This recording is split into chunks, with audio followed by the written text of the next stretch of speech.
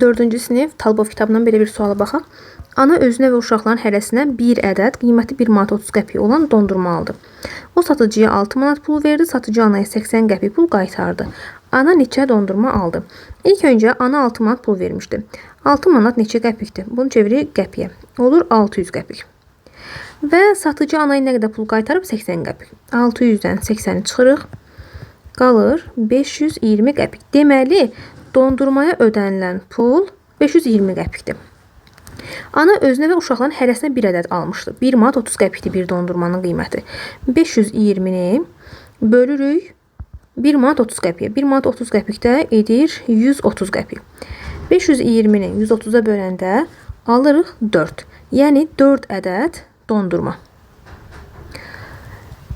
Ana özünə də almışdı axı. 4 ədəd dondurmadan biri ananındır, 3-ü uşaqların. Demək, ana neçə dondurma aldı? 4 ədəd dondurma aldı. Ananın neçə uşağı var? 3 uşağı var.